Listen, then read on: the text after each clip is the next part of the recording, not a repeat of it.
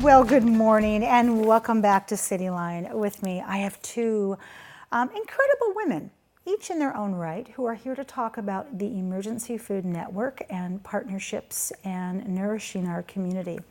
Please join me in welcoming back Elizabeth Howe. You are the Development Director for EFN, as we like to call it.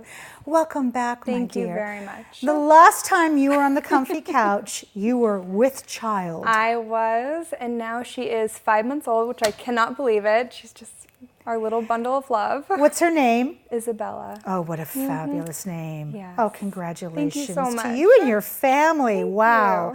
you. This beautiful woman next to you, who I go way back with. I'm trying to figure out, okay, so Allie, it has been, do the quick math, it's been 22 years since I first saw you at Tacoma Little Theater. You are the managing partner for CFP Financial Insights, and you're also a board member on the Emergency Food Network. Welcome, Allie, Chris. Thank you for having Good to me. have you on the couch here. Let's chit chat here, Elizabeth, just for a bit. If people don't know about EFN, or maybe they've heard a little bit about it, are not really aware of the impact and what it does, give us the full meal deal.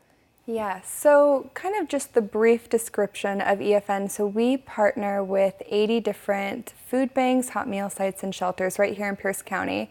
And our main goal is just to make sure that they have a consistent supply of food every year, all year long. And right now we are on track to distributing 14 million pounds of food by the end of 2019. Oh my, 14 million. It's hard to comprehend. Yeah. I'm trying to think about some of the beautiful Instagram posts and the Facebook posts where you put up when people and groups have been there helping. And of course, this is a part of the gardens that you also have. But 14 million pounds is beyond my visual. Yeah, it is hard. But if you do come to our warehouse, at any given time, we have over 1 million pounds of food in our warehouse. So that just gives you like a little glimpse of, you know, what 1 million pounds of food at least looks like. And of course, Mother Earth, which was the picture of those volunteers were there. You're pretty much growing food all year round. We are, and this year was a record-breaking year. We grew over 150,000 pounds of organic fruits and vegetables, which we are just so proud of. Yes, and also you've got dairy. There's just such huge inroads that EFN continues to make. So proud of you. Allie, this may seem like such a silly question after hearing that, but at the same time, Allie, you also are very, very busy. I see you in the community. I see you doing seminars. I see you being active and engaging our community leaders. You are an EFN board member. Why did you get involved with EFN, given all of the things you have on your plate and all of the other boards you could be on? So my Aunt Dorothy actually started getting involved in EFN in the 80s. So I grew up for the last 30 years volunteering, fundraising, having knowledge of the organization as it's grown. And I can't think of a different nonprofit that just speaks more to my heart than Emergency Food Network. Oh, I love that. And I have met your Aunt Dorothy, too, in a little diner before a concert. Yeah. She's quite fabulous. She is. Yeah. So, Elizabeth, when we think about this time of year, and I think you have to have blinders on not to think about other people and what their needs are. How can people help this time of year with EFN? I think that's a great question. I know that everyone is incredibly busy. I mean, we have presents to buy, we have family that's coming in, food to cook, but I truly believe that getting involved in your community is something that should be part of your holiday tradition. And there are lots of ways to get involved. I mean, so you could volunteer, you could do a food or fun drive, either at the place that you work. Financial Insights is doing one. They actually just did one for us last night. Or you could even just make a donation, because for every $1 you give, we're able to turn that into 5 meals for a family here in Pierce County. So it's little things that everyone is able to do, but makes a huge impact in our community. Absolutely. And you have taught me, Elizabeth, when you've been here and educated me up from the comfy couch, that when we talk about donating food, we donate things that we would like to eat. Absolutely. So give us a little example of some things that we might have in our pantry that we could donate. We always say if you do want to do a food drive, it is quality over quantity. Yes. And so we love the peanut butters, we love the canned stews, we love, the canned meats like tuna fish or canned chicken. These are things that we know community members are asking for, and that's why we encourage people to, donate those items. I love that. Good guidelines there. Allie, when we think about charitable contributions and strategies to consider prior to year end, what are your suggestions? So we've seen some changes in charitable gifting the last couple years with the new tax bill. The standard deduction is nearly doubled, which has actually made a lot of people unable to deduct their charitable giving. So what we've seen now is people that are 70 and a half or over have required minimum distributions from their IRA. They're now using the charitable IRA rollover to directly contribute to charities income tax free. So that's a vehicle that's being utilized. Also, we're seeing a really big increase in donor advised funds. So you can front load charitable giving into a donor advised fund and receive tax deduction in the year you fund, and then direct the giving in future years from that.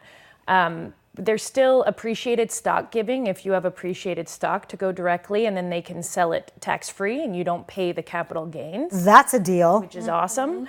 And we are still seeing people utilize putting Emergency Food Network or other favorite charities as a beneficiary on their IRA or 401k, or also just naming them in their will or trust. Oh, you've given us some great ideas about that, and even great ideas as the calendar flips over, things to initiate in 2020. Yeah. Elizabeth, I'm often, I have to say, on Amazon. I love the swipe and buy, and I often see Amazon Smile. EFN is a part of that. Absolutely. Tell our viewers how that works to help EFN. Absolutely. I mean, we know that everyone is purchasing gifts for your loved ones and for, family members and friends. So if you do use Amazon Smile, a percentage of everything that you buy goes back to the charity of your choice. So, I mean, it's just such an easy way to give back. No-brainer. It's a no-brainer, yeah. And then there's also other things like, I believe, Whole Foods campaign, and then breweries, which we have a lot of here in Tacoma.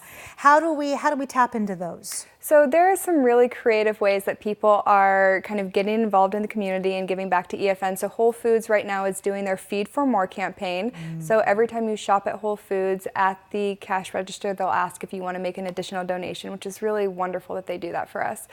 And then, I mean, there are fabulous breweries here in Tacoma. So there's 5 of them that got together, and they're doing something called Hoppy Holidays, which is a food drive. So it's 7 Seas, Odd Otter, E9, Narrows Brewery, and Wingman Brewers. So they all got together, they're having this big food drive, and all the proceeds go to EFN. So it's just a really creative, wonderful way to get back. That's why I always say, if you don't know how to get involved, just call us, because we can connect you in so many different avenues. Absolutely. We live in a great city. We really do. A generous city. A very generous city. Speaking of generosity, Allie, Elizabeth just told us that you just finished, you and your company, a food drive.